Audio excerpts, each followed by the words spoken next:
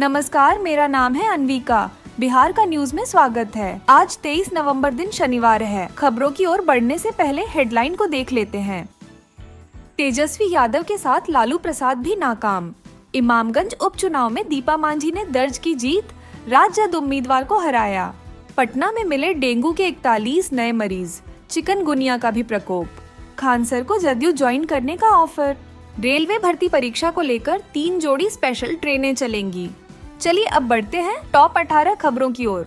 बिहार विधानसभा की 4 सीटों के लिए 13 नवंबर को हुए मतदान के बाद 23 नवंबर को हुई मतगणना ने सियासी तस्वीरों को स्पष्ट कर दिया। कई दावों की पोल जनता ने खोलकर रख दी। यह 4 सीटों का उपचुनाव था। इसे विपक्ष यानी महागठबंधन सेमीफाइनल भी बता रहा था। अब इस सेमीफाइनल की बात को दोहराने के लिए विपक्ष सामने नहीं आ रहा है, क्योंकि इस बार 4-0 से महागठबंधन को हार मिली है।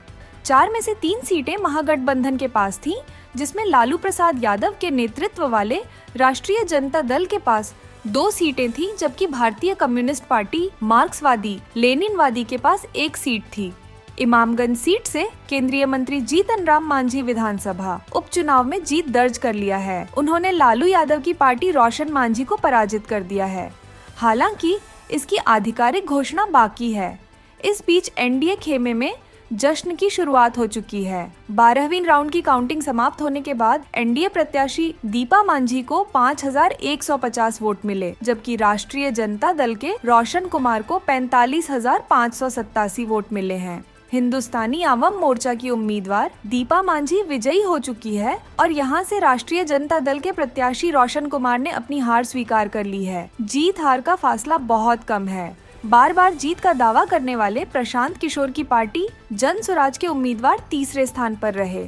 2020 के विधानसभा चुनाव में इस सीट पर हिंदुस्तानी आवाम मोर्चा के जीतन राम मांझी ने जीत दर्ज किया था। लोकसभा चुनाव 2024 में गया से जीतन राम मांझी के सांसद बनने के बाद यह सीट खाली हुई थी। नरेंद्र मोदी की सरकार में मांझी एमएसएमई विभाग के मंत्री हैं। 2025 बिहार विधानसभा चुनाव का सेमीफाइनल माने जाने वाले उपचुनाव में बहू दीपा मांझी ने ससुर जीतन राम मांझी की इज्जत बचा ली है। प्रशांत किशोर ने इस सीट पर जितेंद्र पासवान को उतारा था। मीडिया से बात करते हुए दीपा मांझी ने जीत का credit PM Narendra Modi, CM Nitish Kumar और गया की जनता को दिया। एनडीए के सभी नेता और कार्यकर्ताओं का पूरा सहयोग मिला। उन्होंने कहा कि जनता की सेवा के लिए राजनीति के मैदान में उतरे हैं। आमजनों की जो भी समस्या होगी उनका समाधान पूरी ताकत और क्षमता के साथ करेंगे। जीत के कम मार्जिन को लेकर दीपा मांझी ने कहा कि इसका अफसोस है, लेकिन वोटर का जो फैसला आया है वह हर हाल में स्वीकार है। इस जीत के लिए जनता को बधाई। उन्होंने कहा कि जिन्होंने वोट दिया और जिन लोगों ने नहीं दिया उनकी सेवा में भी कोई कसर नहीं रहेगी। इमामगंज की सभी जनता के प्रति आभार है। जिस विश्वास के साथ लोगों ने चुना है उसे बरकरार रखा जाएगा।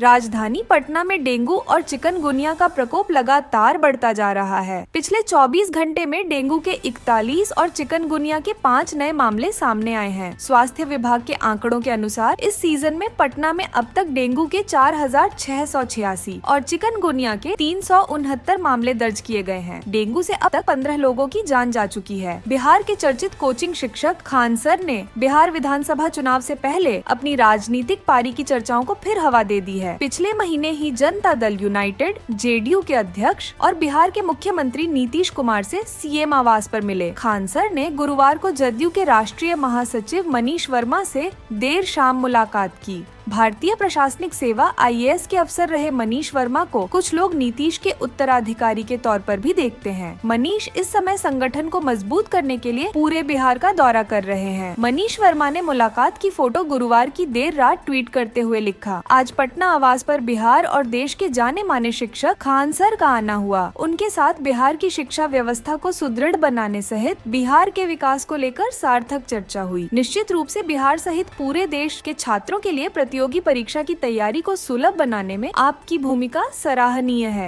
रेलवे भर्ती बोर्ड द्वारा आयोजित होने वाले परीक्षा के मद्देनजर रेलवे के द्वारा झारखंड के विभिन्न स्टेशन होते हुए अभ्यर्थियों के लिए 3 जोड़ी परीक्षा स्पेशल ट्रेन का परिचालन करने का निर्णय लिया गया है। पूर्व मध्य रेलवे के मुख्य जनसंपर्क अधिकारी सरस्वती चंद्र ने बताया कि परीक्षा स्पेशल ट्रेन का परिचालन 24 से 27 नवंबर तक किया जाएगा। अभ्यर्थियों की सुविधा के लिए यह ट्रेन पटना, रांची, बरौनी, धनबाद एवं गरवा रोड, बिलासपुर के मध्य परिचालन किया जाएगा, जिसका इस रेल खंड के विभिन्न स्टेशनों पर ठहराव दिया गया है। सभी स्पेशल ट्रेनों में साधारण श्रेणी के 14 कोच होंगे।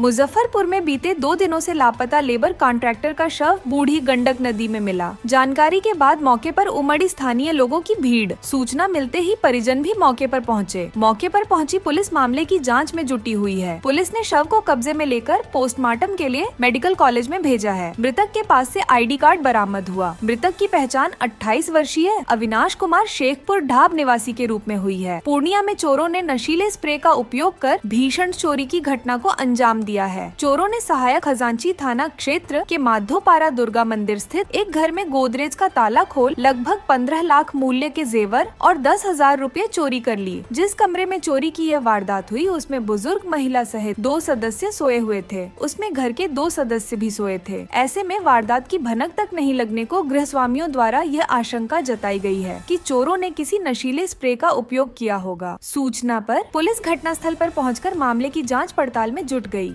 बिहार विधानसभा उपचुनाव के परिणामों में बड़ा राजनीतिक उलटफेर देखने को मिला। बेलागंज विधानसभा सीट, जिसे राष्ट्रीय जनता दल RJD का 3 दशक पुराना मजबूत गढ़ माना जाता था, अब जनता दल यूनाइटेड JDU के खाते में चली गई है। JDU की उम्मीदवार मनोरमा देवी ने RJD प्रत्याशी विश्वजीत सिंह को बड़े अंतर से हराया, जिससे यह सीट RJD के हाथ से निकल गई। ये हार न केवल RJD के लिए बल्कि बिहार की राजनीति के लिए भी एक महत्वपूर्ण घटना मानी जा रही है। बिहार में हर्ष फायरिंग की घटनाएं थमने का नाम नहीं ले रही हैं। ऐसी ही एक दर्दनाक घटना शुक्रवार देर रात गया जिले के टेकारी थाना क्षेत्र के खड़गपुरा गांव में घटी, जब एक तिलक समारोह में हुई फायरिंग के दौरान 25 वर्षीय कुंदन कुमार की गोली लगने से मौत हो गई। यह घटना न केवल परिवार बल्कि पूरे इलाके में गम का माहौल पैदा कर गई। राजधानी पटना के बेउर थाना क्षेत्र में 11 साल की लड़की से छेड़छाड़ का मामला सामने आया है। विरोध करने पर आरोपी के परिजनों ने पीड़िता की मां की जमकर पिटाई कर दी। केस दर्ज होने के बाद भी आरोपी के खिलाफ अब तक कोई कार्रवाई नहीं हुई है, जिससे पीड़ित परिजनों के बीच दहशत का माहौल है। लड़की की मां ने बताया कि 8 नवंबर को बच्ची रिश्तेदार के घर पर छठ का प्रसाद देने जा रही थी। इस दौरान गांव के एक युवक ने उसके साथ छेड़खानी की। शिकायत करने पर युवक के पिता ने मुझे बेरहमी से मारा। आज भी आंख, पीठ और शरीर में कई जगहों पर जख्म के निशान हैं। इतना ही नहीं, बेटी के साथ भी मारपीट हुई है, जिसके बाद बेउर थाने में केस दर्ज कराया, लेकिन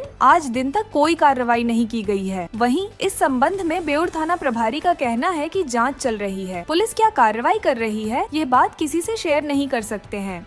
छपरा में रिटायर्ड फौजी के घर में डकैती, 11-12 की संख्या में घुसे थे। लोगों को बंधक बनाकर की मारपीट। पीड़ित लोगों के अनुसार 4 लाख के सामान की लूट हुई है। घटना के बारे में जानकारी देते हुए पीड़ित राजेंद्र राम की पत्नी आरती देवी ने बताया कि शुक्रवार की रात सभी लोग खाना खाकर घर में सोने चले गए। तभी देर रात 12 बजे के आसपास 11 से 12 की संख्या में हथियारबंद अपराधी छत के रास्ते से घर का ताला तोड़कर घर में प्रवेश कर गए। सुपौल में बाइक सवार को टक्कर मारते चाय दुकान में घुसी स्कॉर्पियो हादसे में 5 लोग जख्मी बताया जा रहा है कि तेज रफ्तार स्कॉर्पियो जदिया की ओर से आ रहा था और हादसे के तुरंत बाद चालक स्कॉर्पियो से निकलकर भाग निकला। तेज आवाज होने पर स्थानीय लोगों की वहां भीड़ जुट गई। इसी बीच स्थानीय लोगों की मदद से सभी जख्मियों को अनुमंडलीय अस्पताल त्रिवेणीगंज में भर्ती करवाया गया। बिहार के गया से एक सनसनीखेज मामला सामने आया है। यहाँ तालाब किनारे एक प्रेमी जोड़े का शव मिला है। दोनों की आंखें डैमेज हैं। बताया जा रहा है कि दोनों 2 दिन से लापता थे। परिजनों ने थाने में गुमशुदगी की रिपोर्ट दर्ज कराई थी। मृतकों की पहचान नीतीश कुमार और रूपा कुमारी के रूप में की गई है। गाँव वालों के अनुसार दोनों के बीच 2 साल से अफेयर था। जानकारी भी सामने आ रही है कि उनकी आंखें फोड़ी गई हैं। गांव वालों ने शव पुलिस को देने से मना कर दिया था। काफी समझाने के बाद गांव वालों ने शव पुलिस को दिया। स्थिति को देखते हुए SSP आशीष भारती ने SP सिटी प्रेरणा और बोध गया SDPO सौरभ जायसवाल को मौके पर पहुंचने का निर्देश दिया। मामले की जांच FSL और तकनीक की टीम कर रही है। यह पूरी घटना मोहनपुर थाना क्षेत्र के सोंडीहा गाँव की है। जमुई में 50 साल की दलित महिला के साथ रेप का मामला सामने आया है। दुष्कर्म के बाद हत्या की कोशिश भी की, मरा समझकर भाग निकले।